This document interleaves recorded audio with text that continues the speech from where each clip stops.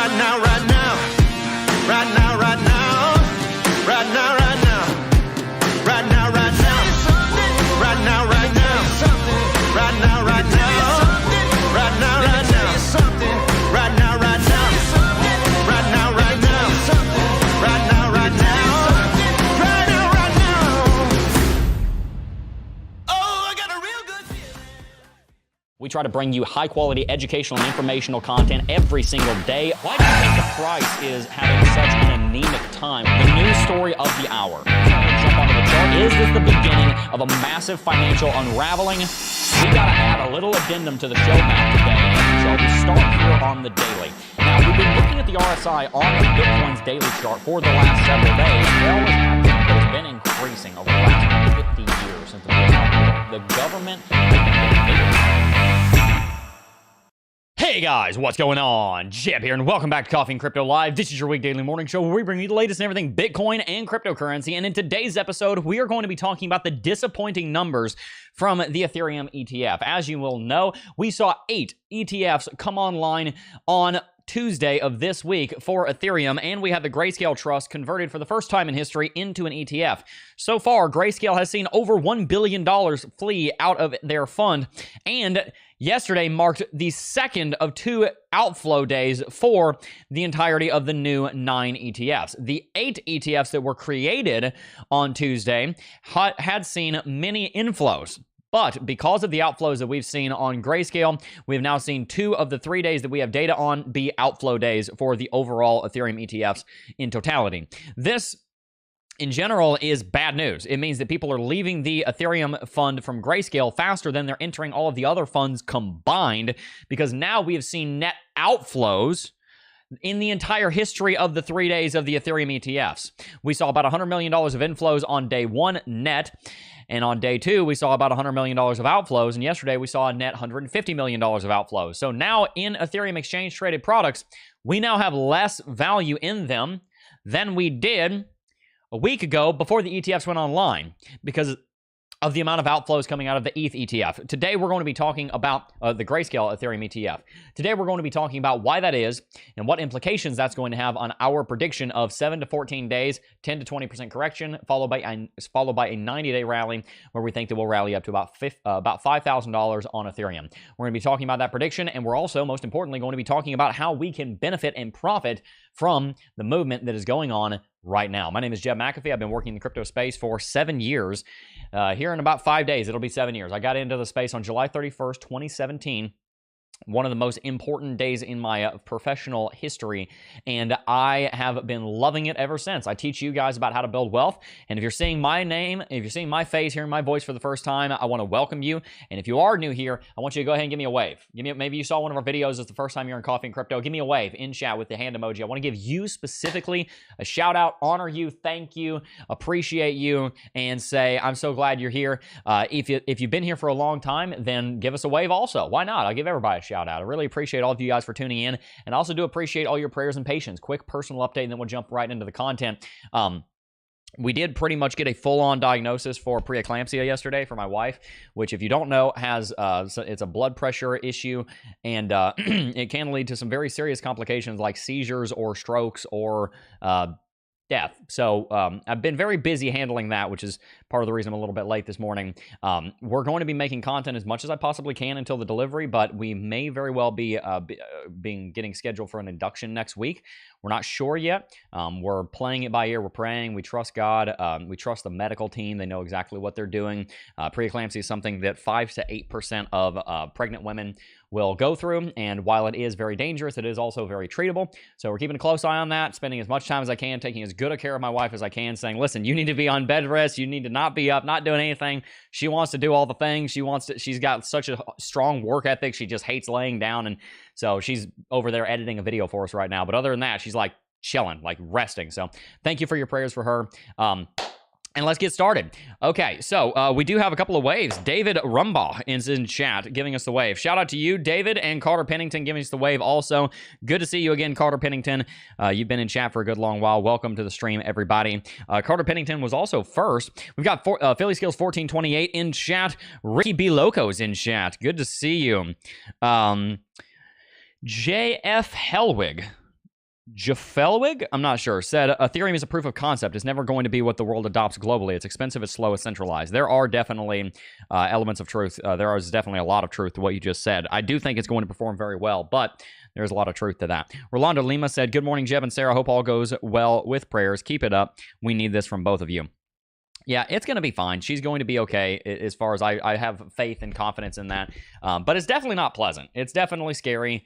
And it's certainly not pleasant for considering, this is the time that we should be able to just kind of enjoy the fact that we're having a son and we're having to worry about this. So it's unfortunate, and it reminds us of the fact that pain is a result of the fall, and one day in eternity we won't have any pain, where Christ will wipe away every tear and there won't be pain. So we look forward to that time, and we are thankful for everything that we have in this life.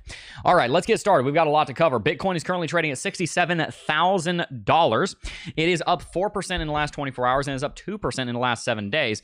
That does mean that we have seen a great deal of volatility over the last week. And we did actually see a pretty major drop on Bitcoin as well over the last couple of days. We saw a drop down from about $68,000 down to a local bottom yesterday morning around $63,400 before we began an uptrend. So far, we have began that uptrend and started to rally here, but this gives us kind of an interesting, it makes the chart look very strange. So what we're seeing here is an inverse head and shoulders patterns forming on, moving to the upside. That price target, as we've discussed for weeks now, is up at $78,000. And in all likelihood, Bitcoin probably is still going there. And on top of that, we do also have a massive long lower shadow right here that indicates that the bulls are very strong. But on the other hand, down on the hourly chart, we are witnessing Bitcoin build what is known as a head and shoulders pattern. An inverse head and shoulders pattern is upside down, right? We're witnessing the Bitcoin market build a head and shoulders pattern, and right now we're completing the right shoulder. If that plays out, then we would have to draw our neckline thusly, just like this. And that head and shoulders pattern and its price target would likely cause us to drop down below $60,000, potentially as low as $10,000 lower than where we are right now, potentially about $8,500 to $9,000 where we are right now. So we're going to need to pay very close attention to what Bitcoin does over the next few days. As you can see, if we continue rallying here, then we invalidate the inverse head and shoulders pattern. It was basically just a big megaphone pattern that looks like this, upper range here and lower range here. But if we don't invalidate that head and shoulders pattern, then what we end up actually doing is we end up coming back down here to baseline, which is at about $64,000, and a bearish breakout could be coming very quickly after that. And so we're going to have to watch closely at this decision point right now. Bitcoin is here making a decision. Are we going to break bullish, or are we going to break bearish? If we break bullish, we invalidate the head and shoulders pattern. We validate in the same breath the inverse head and shoulders pattern, and that would likely put us on a collision course with all-time high, which would be wonderful. But if we start to come to the downside here over the next couple of days and over the next $2,000 in either direction, then that's where we start to validate a head and shoulders pattern. So today we're going to be doing quite a bit of analysis on what the next couple of days look like on Bitcoin. We're going to try and get an idea of where Bitcoin is going to go over the weekend and be prepared for both outcomes, because we realize that it's a very critical decision point. This is not just some random time. This is actually a very specific moment in history. And as we know, it can go up or it can go down. But what we want to know specifically is, where is it more likely to go? And what do we do if it goes up and if it goes down? Those are the two questions we want to ask. What is more likely, and how do we prepare for both possible outcomes? That is the ultimate application of technical analysis. The ultimate application of technical analysis is not to get the prediction right every time. The ultimate application of technical analysis is to get the prediction right more than you get it wrong, and more importantly, far more importantly, to have a plan and to be prepared for whatever may happen, because nobody can predict the future with 100% accuracy, at least no one walking on the earth in the flesh right now. Let's jump back on over to CoinMarketCap. Ethereum is currently trading at $3,231. It's up 1.86% in the last 24 hours, down 7% in the last 6.72. In the last 7 days, down 6.72%. And that is something that you can see over here. Bitcoin's staging a bit of a recovery. Ethereum staged a recovery at the same time, but as you can see, it's much smaller. Bitcoin's inflows are phenomenal. Absolutely great inflows, right? I mean, the last few days we haven't had that much, but over the course of the last month or so, on average, we're seeing $100, $200, $300 million of inflows in Bitcoin. And shout out to Keely and John Doe and Scotty Moe and Pamela Renard and Trick Shots and your boy 91 and even Clown Fighter. Shout out to you, my friend. Shout out to everybody. But the Ethereum ETF has not been performing anywhere near as well, so Bitcoin hasn't bounced as hard as Ethereum hasn't bounced as hard as Bitcoin did. We're starting to get some more helpful data here, and as you can see, the total amount of flows here actually fell negative. It fell negative. Like, the chart is not even set up for this. We had $107 million of total inflows collectively on the first day of trading, which was Tuesday. $106.6 million of inflows, accounting for the huge outflows from the Grayscale fund. On the second day of trading, we saw a collective $133 million of outflows. So we were actually already negative. You can see this says 27. That's actually negative 27 million. I'm sorry. That is a net $27 million of outflows in the history of Ethereum. So we actually dropped negative. Today, we're getting data from yesterday, the 25th of July, that shows us that we had $152 million of outflows, much of that coming from Grayscale. We saw $346 million flow out of Grayscale's Ethereum fund yesterday. Now, here's the good news, because there is good news. The good news is we did still see quite a lot of inflows into the iShares fund. Here, $70 million of inflows. The Fidelity Fund, we saw $34 million of inflows. Make no mistake, $34 million is still a lot of money. You know, just back up a second. Have you ever had $34 million? No, it's a lot of money. It's not $266 million or anything, but it's still good. It's not terrible. $116 million here into the Bitwise Fund. We got I believe that's the VanEck fund. I think that's the ticker for the VanEck fund right there, $8 million. And then we had $58.1 million flow into the mini Ethereum trust that Grayscale set up. So while Grayscale hemorrhaged $346 million yesterday, they also brought in $58 million into their newly created trust. And so it's very disappointing here that in totality, we've got $179.1 million of outflows across the first 3 days. Disappointing is the word I would use for that. But if you weren't having outflows from Grayscale, we would have approximately $1 billion of inflows. So keep that in mind. If we look at the history of the Bitcoin fund, you can see that there was a lot of outflows in the early days. I don't think they've updated this chart where you can kind of zoom in. You can see there's a lot of outflow days in the early days. January 19th, $1.175 billion of total inflows. You move forward to January 26th, a week later, 759. Several days of outflows. And a good bit of that was because of the huge amount of outflows that Grayscale was posting.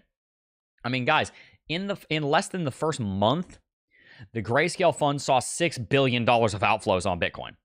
I mean, come on. That's ridiculous, right? And so the Bitcoin ETF went through this too, and guess what? It powered through it. And now we're getting into the season where the majority of the outflows that are going to occur on Grayscale have occurred on Grayscale. There's been almost $20 billion of outflows on Grayscale. And so when we're looking at this data on Ethereum, we should understand that we're going through the exact same thing on ETH that we went through on Bitcoin. We're just in a different market, so we are actually flipping negative. The other funds are not growing as quickly as the other funds are not growing as quickly as they're not growing fast enough to keep up with the outflows of the Ethereum ETFs, Grayscale's Ethereum ETF, in the same way that they were able to do that with Bitcoin. That doesn't mean that's not going to happen. It just means it's not happening yet. And part of the reason for that is likely due to the stock market. As you'll already know, we've been going through a pretty major stock market crash in the last few days. We're down at 4.77% in 9 days. Not exactly the greatest environment for a launch of the cryptocurrency space, for the launch of a cryptocurrency ETF, an Ethereum ETF. Not exactly the backing you want to see, because right now Wall Street's focused on buying the dip on the S&P or even shorting it. They're not interested in overall, except for Grayscale. Pretty successful. Not the most successful in history, but relatively successful. We are still probably not seeing its full potential. By the way, big shout out to Miguel Rangel in chat, giving us the wave. Shout out to you. Welcome to chat, my friend. Really appreciate you for tuning in. And that kind of leads us into the next part of our content. And the first thing I want to let you guys know about is none other than NordVPN. If you guys have not already signed up for NordVPN, then you should, and you're missing out. And the reason that you should sign up for NordVPN is because I'm going to show you how to make a lot of money here on this channel. That's what I do. I show you how to read charts, but more importantly than that, because you can really get lost in the nerdiness of that, more importantly than learning how to read the charts, I'm going to teach you how to apply it and build wealth. I just did a coaching call yesterday. I do a lot of coaching calls. You know, one of the things that I don't do very often in coaching calls, I do it sometimes, but it's normally side. I did do some of it yesterday in my call. What I don't do a lot of is teaching technical analysis, because you guys don't ask for that. You know why people are signing up for coaching? Because they want to figure out how to make money. That's really why you guys are here. I'm going to teach you how to build wealth in the cryptocurrency space. And when I teach you how to build wealth, I don't want you to lose it. And so if you lose your wealth in cryptocurrency, then there was not much of a point in earning it in the first place. NordVPN is going to keep you safe by keeping you private while you browse online. They've got all kinds of different features here to keep you safe. They're going to tell you if your information gets leaked. If it's part of a data breach or something, they're going to reroute your traffic through their own servers so that it is safe, secure, and private. They have ad blockers and malware technology and all kinds of things. So make sure you sign up with the link in the description box down below. If you use our link, you will get a 2-year plan for $93. That is a steal. I am showing you how to steal from NordVPN. I'm just kidding. They gave me the link. So sign up. You'll be glad you did. Now, let's read chat for just a second, and then we're going to keep it moving here.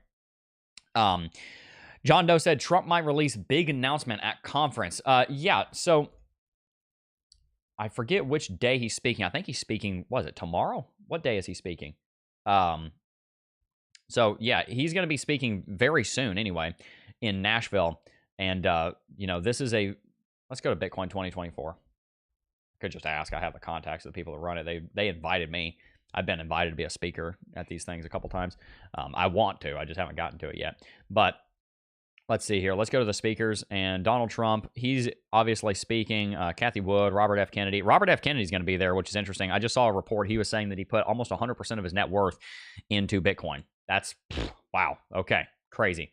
So Trump here, I don't remember what day he's going to be speaking. I'll try and find it. Snowden's going to be there. Russell Brand's going to be there. Big names are going to be there. So definitely something you're going to want to pay close attention to. Aaron's going to be there. Aaron and I know each other. Austin's going to be there too, I think. I don't see him on here, but I'm sure he's going to be there. But anyway, point is here, a lot of speakers. Trump's going to talk, and he very well, as John Doe just said in chat, he very well may say something serious. He might talk about, you know, if I'm elected, then we will take on Bitcoin in part of the treasury. I don't know if he's going to do that, because I'm not sure how popular that would be. That might not help him in his race. That might make the crypto space really excited, but that might not make everybody else really excited, because a lot of his voter base might not know what that means. That might spook them. So he might not say that, but it's a possibility. But we're going to want to watch that, because it could definitely bring some serious exuberance to the space, depending on what he says, of course, right? So we'll keep watching that. Ultimately, one of the things I want to talk about today is where is Bitcoin going next from here, and how do we prepare for that, as I mentioned earlier. Like I said, we're at an inflection point here. Bitcoin's really got some choices to make. Yes, and Vivek is going to be there.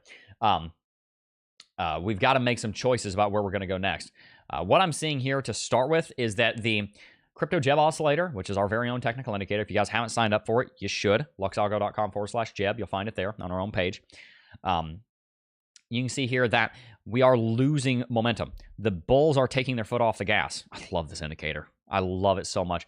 The bulls are taking their foot off the gas, kind of. But the analogy does break down a little bit here, because the bulls are actually still speeding up, right? So we're still increasing our speed. The bulls have taken their foot off the gas a little bit, which means we're not accelerating as quickly, but we are still accelerating, which is where the analogy comes from. And the reason this is important is because we start looking for a major reversal when we start losing the acceleration of the bulls, but we don't actually say the bulls have lost the race until this gets to zero. That's where we really start to say, okay, it's kind of over at this point. The good news is we've seen 2 days of green, so this is starting to reverse. You can see the kind of the bottoming out, almost like it's like a really flat S curve almost right here. You know, I'll just, to make it more obvious, it looked like that, but it's kind of like this S curve right here. It got steeper, now starting to get shallower. We could see the market turn around and start coming back to the upside, which is why we didn't want to just jump on Team Bear too early, right? And we're starting to see a similar thing on MACD. MACD was converging on itself, but no longer. It is barely converging on itself. We're having these light green candles. Probably tomorrow, if we see more bullishness, we'll see one of the dark green candles, which means that we are moving to the upside once again. And that is, are the green candles. And that's obviously very, very bullish territory, because that would mean the Crypto Jeb Oscillator and the MACD are in bullish territory. So we're going to have to see what happens there. And also, here's another thing. As Bitcoin stays up here, we have a buy signal that is as of yet unconfirmed. And so a lot of people in the cryptocurrency space are looking for that to be confirmed. If Bitcoin goes just a little bit further to the upside, that will be confirmed with green trend catcher, which will likely be enough to push Bitcoin over the edge. And so it gives me some confidence that we're actually going to be able to try and continue moving to the upside. On top of that, we did see a blue X up here, which is basically like a light sell signal on LUX ALGO. And so that was basically called a take profit point. This was LUX ALGO telling you to take some profits right here because there's a dip coming, but it's not a new downtrend, which is awesome because LUX ALGO freaking nailed that. I mean, come on. The X is right there, the blue X. The take profit is right there on the top. Again, that does not mean exit out of your long trade entirely. It just means take some profit out of the long trade, maybe wait for a drop and then re-enter some of the long, which is, I mean, this is not a repainting thing, right? It was right here. You can see it. This is scrolling back. This is how it printed it. So LUX ALGO nailed that. Again, luxalgo.com/Jeb, coupon code Jeb, and just type Jeb somewhere in on the website and get a big discount. Anyway, when you do that, you're going in very good direction. And it also means that you're going to have a corrective movement, most likely. And we saw that.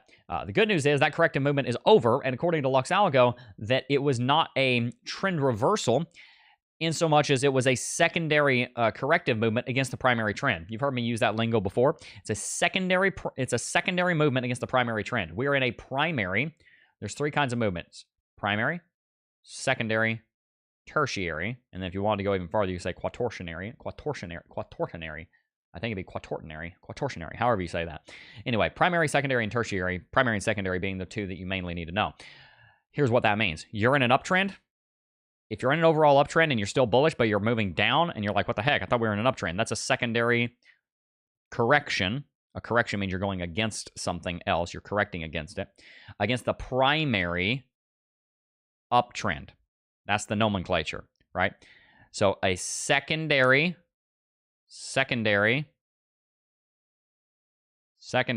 correction against, which means the opposite direction of the primary uptrend.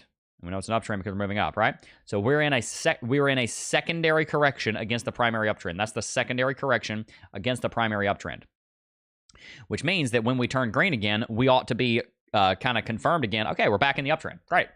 Cool. And so the trend is our friend until it ends. This was a secondary correction against the primary uptrend. That did not get confirmation. Sure, we saw some correction on the MACD and on the RSI, or on the RSI too, but on the crypto Jeb oscillator, sure, we saw that. But it was not enough to confirm anything. And so when we start rallying here again, then we by default stay in the camp of the bulls. We take a principled approach to our technical analysis because anything else is chaos. And to be financially sovereign, we must not be chaotic. Is that to say that there's never going to be chaos? Of course there is. It's going to be chaos when we find out the baby's coming and I'm doing 120 down the freeway, right? There's a time for chaos. There's a time for controlled chaos. Man, I know how to drive quick when I got to, but I try and follow the speed limit when nothing's going on. Like, there's a time for chaos. Believe me, there's a time for chaos. Somebody walks in my house trying to hurt my family, they're going to see some chaos out of me, right? You understand? So here's the thing. There's a time for chaos, but generally speaking, we want to be as orderly as we can.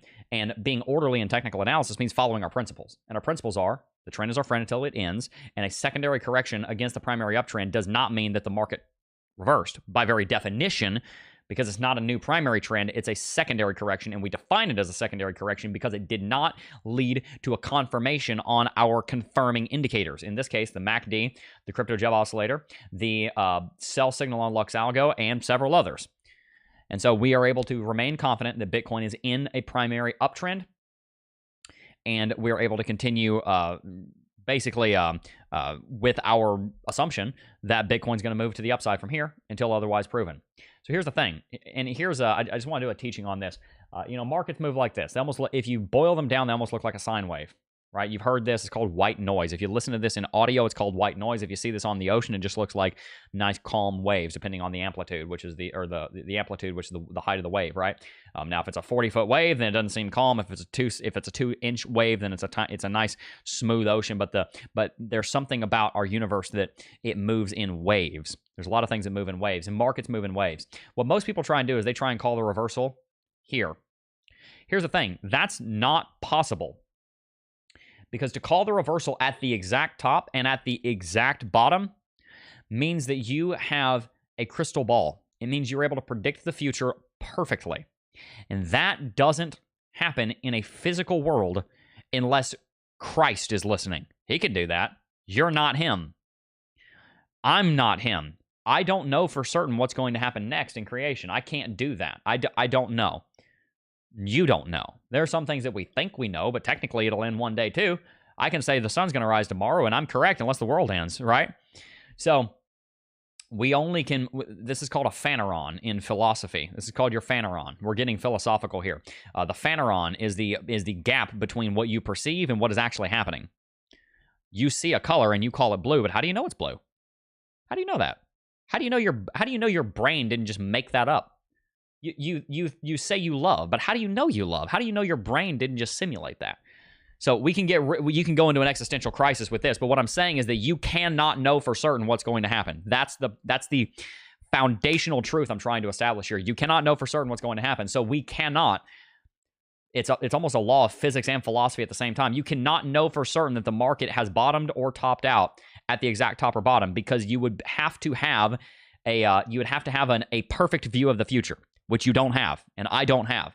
So the best thing that we can do in a created universe without the omniscience of God is to wait for signals that the top happened recently, right? The best we can do is wait for signals that it had just happened. Okay, the top happened. All right, it seems like about 10 seconds ago we hit the top. Because you don't know in the infinitesimally small point of time that you're at the top that you've hit the top. So the best thing we can do is we can try and get as close to the top as possible with our confirmations. And then, of course, yes, we can also say there are leading indicators that say the top is coming pretty soon. But we actually don't know when the top happened. We don't know for sure when the top happened until the top has occurred, yeah? And there's a reason I'm establishing this. Because after doing this for 7 years, after spending 20,000 hours in front of a camera and a microphone, most of that time in front of just a microphone, after all that time doing that, this is something that people don't get. This is a fundamental truth that people do not understand and they do not respect. They try and call the top at the exact top. And listen, some technical indicators get it right. I mean, look, LUX ALGO nailed it here. It did get it right. It did. It just happened to. And sometimes you're going to get really close to the top. But here's what you need to pay attention to. Here's what you need to pay attention to. After the top and bottom has occurred, where do you get the confirmation? So, for example, when we were bottoming out, I thought we were bottoming out. If you go back and watch the videos Friday 3 weeks ago, on Friday, July 15th, or sorry, it wasn't Friday, July 5th, because I was actually off that day, but the next Monday, I guess, on July the 8th, I was saying, guys, there's a good chance here that we're at the bottom. But I didn't say that with certainty because I can't know that. It's a physical universe. That is an impossible thing for me to know for sure. The best thing I can do is wait a little while for confirmations and then use the confirmations to decide whether or not what I was thinking a few days ago was accurate. And it turns out I was correct on that. You know, there's a video on I just watched it. There's a short that one of our employees put up of me saying during this time that this is not the bottom. I just watched the short. I just watched myself say this back here during this time in late June. This is not the bottom. We need to go back down towards the $50,000 range. And we did. I also remember, although I haven't seen the video of me saying it, but I remember saying during this time that I think this is the bottom. But I'm not able to know those things until we've got some kind of confirmation. Now, why do I get into all the philosophy here? The sine wave, all that. I know it's a lot, and hopefully that's interesting. But again, I'm very big on application. I like philosophy. I like all this stuff. Application. What's our application? Here's the application. You can call this a top and say we're going into a correction if you want, but you're doing what only God can do. You're saying that we are at the top right now when you actually have no confirmation of that. Feel free for anybody who wants to debate me on this. That's okay. I love debate. I learn from debate. If anybody wants to debate me, feel free to, but I personally see no confirmation that this was a top yet. In hindsight, we might realize that it was the top. But from our perspective, we have no way of being able to confirm that the top is in, and so therefore we would be fools to say that the top is in. We might say we think the top is in, but we don't get to say from a factual standpoint that the top is in. And so, here's the nutshell. You ready for this? 10 minutes explaining a concept. In 2 sentences, I'm going to make the point. Here's the point. Here's the point. Whether we think the top is in or not, we have to bet with the trend. Because the last time we had a confirmation was right here. and that confirmation was an uptrend. So if we want to be philosophically consistent, if we want to follow a logical train of thought, and we want to do our analysis based on principles rather than emotions, then we've got to default back to the last time that we had a confirmation of which direction Bitcoin was going. And the last time we saw a confirmation of which direction Bitcoin was going was back here in early to mid-July, where we saw a confirmation of uptrending. We've not seen a confirmation of downtrending, so we do not accept the premise that we're in a correction yet. Does that make sense? I got really scientific about that. It's very important. And there is an art form to technical analysis also, but there's also a science element of it. And it's very important that you understand that we've got to follow a logical, philosophical train of thought. And for you, I kind of just keep track of all of it in my head. For you, it might be helpful to write it out like, hey, last time bullish confirmation on daily, July 13th, because of LUX Algo, buy signal, MACD, histogram reversal, crypto Jeb oscillator reversal, etc. You might say the last time we saw an actual confirmed correction was on the July 13th, or right around there. Not that exact. This is kind of an example. But you might need to track this, writing it out or journaling it. That's fine. But then you say, have we seen a bearish confirmation? No. Does it look like it's going bearish? Yeah. Do I know for a fact that we just actually started bearish? No. The best thing that I can do is wait till we have a confirmation. I don't have a confirmation? Okay, then I'm staying with the bulls. And what's going to happen is that's going to, if you were God, or let's say you were, you had a 85 DeLorean with a time machine in it, and you had an almanac, Farmer's Almanac from 2015, right? Then yeah, it would be better for you to place your buy signal here and your sell signal there. Duh. Of course that'd be better. Since you don't have that, the next best thing you can do is place your buy here and your sell there. And that is going to mean you make less money, but this is the best thing that you can do with the limitations of our perception of the dimension of time. Again, we're getting kind of philosophical in physics here.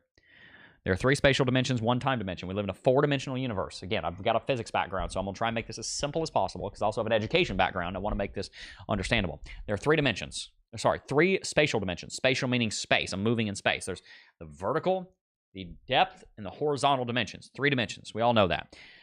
You can move in either direction. You can move left or right, up or down, forward or backwards. In the time dimension, and you can also move spatially as quickly or as slowly as you want. You can move. You can not move at all, or you can move at the or you can move approaching the speed of light. If you have no mass, you can move at the speed of light. Right? It's 300,000 meters a second. Sorry, 300,000 kilometers a second. Right? Whatever the number is, somewhere up there. Around the Earth 50 times, basically, in a second. Speed of light. Not quite, but anyway. The time dimension, you can only move forward. You cannot move backwards in the time dimension. You can only move forward. The time dimension working this way is why you get cool movies out of it, because you're breaking what I'm saying here, and that makes for interesting TV, like with Back to the Future and Hot Tub Time Machine and all these other things. You can only move forward in time, and you can only move forward in time at 1 second per second. And I know there's an astrophysicist in chat who's about to say, yeah, Jeb, but what about time dilation? Unless you're near a black hole or you're approaching the speed of light. I am aware of that. I know that. But assuming you're not doing that, which you're not doing that because none of you are on the International Space Station, then you're moving forward at 1 second per second. The reason that that's important is because with that physical limitation that we can only move forward in time at 1 second per second, we cannot know, because we cannot go back in time to make a trade based on information that happened in the future. We cannot go back in time to make our trades here. And so the best thing that we can do is get an early confirmation and then make our trade there.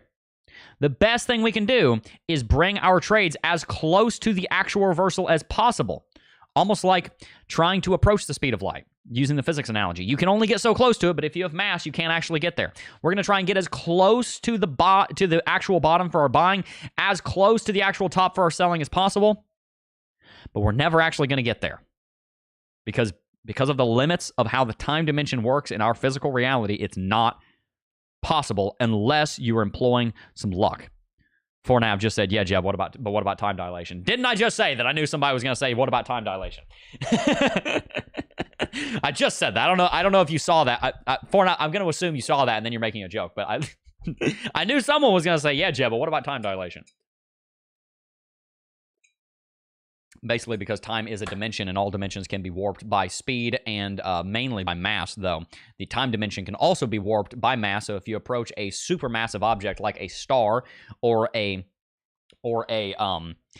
supermassive black hole or a black hole in general, then time goes at a different speed. And for you, it goes faster. So if you're just above the event horizon, if you're orbiting just above the event horizon of a black hole, then time will pass much, much, much faster for you. So a year for you might be 10,000 years back on Earth. You might come back and the dinosaurs are back. You know, they're like, we're back in black. You know, things changed while you were gone because you aged a year and the rest of society aged maybe 1,000 years, depending on how close you are to the black hole. So that's time dilation. Different stream. We'll do coffee and physics, I guess. But yeah, anyway, hopefully that was a helpful explanation of how we apply technical analysis to our buying and selling. I've never seen it explained that way. Maybe I'm being prideful, but I feel like that's the best way to explain it. We can't, because of the limitations of our physical universe, know exactly when we bottomed and exactly when we hit the top, except for with hindsight. And so the best thing we can do is get our confirmation that a bottom has happened or a top has happened as close to the bottom or top as possible. Like with the presidential election, there is an infinitesimal point in time where one president won. But because of the limitations of our physical universe, you cannot, as if you were God, know the voting status of every single ballot that's been cast at the same time. But what you can do is you can try and figure out who won as early as possible. It might be a second later, but you're going to have to learn about it from a history standpoint, even if it happened 5 seconds ago, and it was 5 seconds in the history. You're not going to know at the exact millisecond that it occurred because it takes time for information to travel through the universe. Hopefully that's a helpful analogy. It might be over your head. I don't know. I mean, you guys are all smart enough to understand it, but maybe I didn't explain that well. If I didn't, I apologize. Hopefully that was insightful. Anyway, I really appreciate all of you for tuning in. I also want to let you guys know about Uphold's Vault. If you guys have not already signed up for Vault, you absolutely should. I'm so excited about Vault. Guys, this is an incredible, incredible product. We've got something called a multi-signature configuration here for your wallet. When you're holding Bitcoin, you are going to be able to have 3 keys that secure the transaction. If you lose one of them, Uphold's key will stand in the place, regenerate the whole wallet, and you didn't lose your coin. This solves the dilemma in cryptocurrency of cold storage versus hot storage on an exchange. You get all the benefits of being on an exchange. You get the customer support, you get the ability to not have to worry about losing your coins, and you get the ability to have instant access to a trading exchange. On the other hand, you get the benefits of self-custody because you're the only one in custody of your private keys. And so you get the best of both worlds, and you guys should definitely sign up for Vault with the link in the description box down below because so many people lose their Bitcoin because they lost their keys, and then you lost your entire investment. That is not good for your finances. Sign up down below. Hi, Jeb. Bitcoin 2024 is up. Yeah, it's going on. It's going on. A lot of people down there. Very, very, very exciting. If you guys have not already, you should definitely check out everything going on. You know, obviously it was going on a little bit yesterday, Thursday. You've got the agenda over here on Bitcoin at Bitcoin 2024. You guys can check it out. Somebody said, I think it was, who said that? I don't want to give them credit. Said the Drake equation said tomorrow at 2 p.m. The Drake equation. Hopefully you enjoyed that explanation because you're into physics. I believe at 2 p.m. tomorrow we're going to be seeing the actual Trump speech. So that'll be very interesting. All right. Let's read a little bit more chat. Defla said, on statistics, there is a lower and upper band. With these, you can estimate if a value should be in between these with analysis of data. Yep. Yeah, there's a lot of ways that you can data analyze the things that we are talking about here. Hall of Fame said, Jeb kicking some butt. Fornov said, Professor Jeb. Thank you. Appreciate that. All right. Definitely appreciate all of you for tuning in. French Toaster said, sup, my Jebsters. What's up? Line in my pocket said, Trump speaks tomorrow. That's right. Yes, tomorrow. Hoover? I'm not sure. I'm sorry. Barnett said, praying in Jesus' name that your wife will be healed in her health with you guys' pregnancy. God is with you all. God bless. He sure is. We appreciate that. Thank you so much. Someone said this is the same clown that said that said Ethereum to 10K. I believe it'll hit 10K. It's not gonna happen. It's not gonna happen anytime soon. It's gonna happen. It's gonna take a while, but it's gonna get there. It's gonna get there. Scotty Mo said, "Best of luck, Jeb." Thank you so much. Ethereum ETF struggling opener. Yeah, for real. Kia Lee's in chat said, "Hiya, Jeb in chat. Wave. Good to see you." Yeah. And guys, also let's not forget about crypto.com. If you guys have not already signed up for crypto.com, you should. You should. You know, you can sign up for crypto.com, get in on the on all the markets here. Look at all the markets. Crypto.com has so much stuff. So many ways to build wealth here. But you can come over to the crypto earn program. You can invest in Ethereum because this ETF is going to be successful. It's just going to take a little while. You can invest in Bitcoin and Ethereum, and you can generate up to 7% on your ETH, 7.5% on your Ethereum, 7% on your Bitcoin. That is amazing. You can build some passive income like that. You put 100 grand in there, that's almost $500 a month. No, that's like $650 a month of income. That's great. You should definitely sign up for crypto.com. Get access to some of these rates and some of these rates down here. Polkadot up to 12%. Amazing. Cosmos up to 12%. Get access to some of these rates. Build yourself some passive income with your cryptocurrency holdings on crypto.com. Do it today. Be glad you did. I hope you guys have enjoyed today's stream. I'm going to wrap it out and go and prepare for the baby because we don't know. Baby might come any day. Might come any hour. For all I know, in the hour that I've been on stream, we're getting ready to go. I mean, I might leave the camera here. We might be on our way to the hospital. We're going to find out. But whatever happens, God's in charge. I'm faithful. My wife is faithful. She's in good spirits. You know, obviously it's scary, but she's feeling, you know, as well as she can, considering the, you know, the danger here. If you just tuned in at the beginning of the stream, I kind of explained how we're facing preeclampsia, which is a potentially life-threatening complication for pregnancy. But got some good doctors, making sure to feed her and give her vitamins and rest and you know, take care of as many things I can so that she has the kind of mental ability to rest. And for you men out there, when your wife's going through something, please step up. She needs you. That's what you're there for. You know, she was like, this morning I said, hey, you need to be laying down like pretty much all day. You don't really need to be doing anything at all. She's like, well, Jeff, I can't put everything on you. That's not right. I said, why is it not right? She's like, that's not how God works. I was like, well, no, it is. Because when I got saved, I wasn't doing anything for God. He was doing everything for me. I wasn't doing squat for him. He did everything for me. That's exactly how it works. I'm supposed to be Christ. She's supposed to be the church. I will do absolutely everything for the next little while if that's what it takes. But you need to rest. And so I challenge you men out there that are husbands, and if your wife's in that situation, step up to the plate and love her. You know, you got to lay your life down for her. There's very much a lot of truth to the biblical concept of laying your life down for one another. And there might come a time where she has to do that for me, God forbid. But, you know, if I got cancer or something, God forbid, something horrible happened, which I'm in good health. I'm in very good health. But then she might need to take care of me. But for right now, that's my job. And so I challenge you men that have found yourself in those positions or might find yourself in that position with your wife one day. Make sure you love on her, because she's counting on you. My wife's counting on me, so I'm going to go take care of her. I love you guys. Appreciate all of you for tuning in, and I'll be seeing you guys in today's afternoon video. It's probably going to be a short one, but it's going to be coming, and I'll also be seeing you guys next week, so long as the baby is not born already. When the baby's born, I'm going to be taking a couple of weeks off. I'll be back, and we'll be better than ever, and we got a lot of plans after the baby comes for what we're going to be doing here with the company and with the channel, and it's all going to benefit you. Really appreciate you all for tuning in. Enjoy today's video, hit that like button, subscribe to the channel, and before I go, I do just first want to thank each and every single last one of you for watching, as always, and I will see you guys in the next video. Peace. Oh, I got a real good feeling.